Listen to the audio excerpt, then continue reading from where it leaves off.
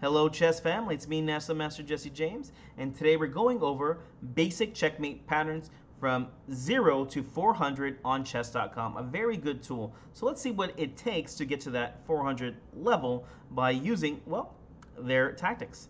Here we go. The first one we're going to be going over is black to move. Remember, when you are trying to figure out tactics, use checks, captures, and threats. This is the hierarchy in thinking, or the order you should be thinking when you're trying to figure out puzzles.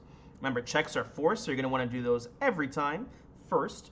Then you're going to have captures. When you capture a piece, typically they'll try to capture back. And then there's the threat. The threat is typically to make a check or a capture. All right, here we go. It's black to move. Do you see the checkmate in 1 here?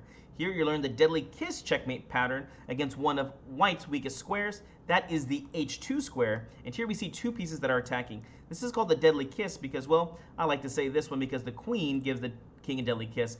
Typically, I'll say, the king will stand next to his queen and they kiss right in front of each other. Same thing happens with this one.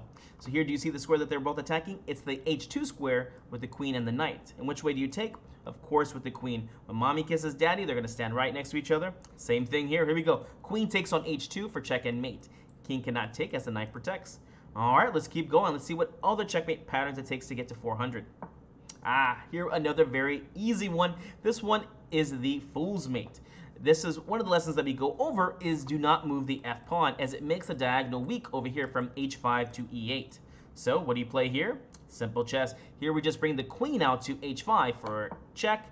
There's no good move to play here. You have to block, but this is just free money or free piece. You just go ahead and take on g6, and this is check and mate. All right, on to the next one. Remember, that was a fool's checkmate. This is actually how you can win the game in 2 moves. Awesome. Another very basic checkmate that you should learn so you can get to that 400 mark. This one is the king and rook checkmate versus the other king. And, well, you've already see that everything's pretty much set up already. What you need to do is get your king opposite of your opponent's king, and then you bring the rook down for checkmate. Notice here that the king is guarding all the squares for this king to run forward. Can't put yourself in check in chess, right? And then the rook takes away these other squares here. So the king takes all the ones in front, and then the rook takes away all the ones to the side. All right, on to the next one. Here we go. Awesome. Another deadly kiss checkmate. Here we're attacking another weak square whenever for the king here, which is the g2 square. Do you see it now? Here we see the bishop and queen work together for the checkmate on g2. And of course, the king can't take as the bishop protects.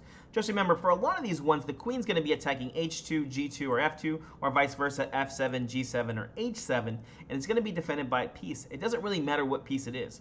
Bishops, knight, rook, even the king, a pawn, any piece will do. Just remember, the queen should go right in front of the king to give him that deadly kiss. All right, on to the next one. Here we go. Oh, here we have what's called the mighty queen mate. Now this one can only be done with the queen because it's very similar to a back rank checkmate, but this time it's only done with the queen. Okay, what do I mean by that? Well, here we see that the g2 square is opened up, and well, I'll go ahead and do the checkmate real quick. Here the queen goes to f1 for the checkmate. Notice that this can only be done with the mighty queen. A rook would not do. If there was a rook here on f1, the king would run to g2, right? Now with the queen can control the diagonal here. So only the queen can get this mighty queen checkmate. All right, on to the next one. Here we go. Another very good one with the rooks. All right, white to move and checkmate. Do you see it? And this one right here, it's checkmate in 1. Rooks on the 7th or the 2nd rank are going to be very, very good here. Hopefully no one was taking a look at rook takes on g8. Wah, wah. Although this is a good check, it does not give you checkmate. Here the rooks work together to give you a very close idea of swinemate, which is 2 rooks on the 7th. Here it's rook to h7 checkmate. The king cannot take here as the rook just protects. 2 rooks are going to be at least a draw in many games if you do get to double them up on there. All right, remember, we are going for 10, so we got 4 more to go. Ooh, here we have like a Bowden's checkmate or a crisscross checkmate. Here we can see that these bishops are looking mighty strong over here. And man, I'm very happy with all the examples that they're giving today. Here you can see that e7 and d8, or the dark squares, are taken up over here for this king. So what does that leave? Only the light squares. And so what's the move here? Remember, you should be looking for your checks. And here, hopefully you find it. Hopefully no one took the rook here on a8, but here we should play bishop to c6, and this is checkmate. That's why it's also known as the crisscross checkmate. As you can see, the bishop's crisscross. One takes the dark squares, and one takes the light squares. Remember, whenever you're in check, perform CPR, capture, protect, or run. These are the things that you should be looking for to either get out of check or to stop your opponent from getting out of check. 3 more, here we go. Ah, very nice. Here we're going to be getting the Arabian Checkmate. This is done with a knight and a rook. All right, do you see it yet? Hopefully you do. Remember, feel free to push pause if you want to in these ones. But here we see that the knight is guarding on h2 and on g1 here. And here we're going to work with the rook. Rook goes to g1 for checkmate. This is one of those basic checkmate patterns that you should know already or should be learning. If you're interested, I do have a video with, I think it's 12 checkmate patterns. And yeah, it goes over a lot of the very basic checkmate patterns against castled kings. All right, 2 more to go. Awesome. Here we have another deadly kiss checkmate. Here we see that the bishop and the queen work together. Do you see where you go for this one?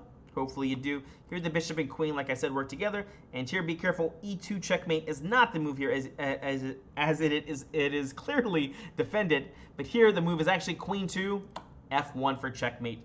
The king cannot move to any of these squares as the king would just take the queen. All right, here we go. On to the next one, or our last one. Ah, pawn to e6. This one is a little bit more difficult. Let's see if you can figure it out. I think a lot of people here would be trying to move the bishop away as they see a lot of these moves are going to open up for a discovery attack. Unfortunately, moving the bishop anywhere will not work. Here, one of the ways that you can do checkmates or start training yourself for the checkmates is try to look for the opposite color or the color complex. What's the color complex? It's complicated. There's 2 colors in chess. We have the light squares and the dark squares. Here we see that the bishop is controlling the light squares along with the pawn, which means we need to get dark square control. You can see that these are the critical dark squares. Hopefully you see it now. Do you see the move? Here is actually queen takes on f4 for check and mate. The bishop controlled the light squares. The queen controlled the dark squares. All right, guys, hope you enjoyed this. Remember, this was 0 to 400 for tactics on chess.com. Hopefully this helps you out for some problem solving. If you guys need any help, please let me know. Leave a comment. Let me know if you like or dislike the video, things that I should be covering, at least for the tactics portion. And well, hope if you enjoyed this, go ahead and give us that like and subscribe, and we'll see you in the next video.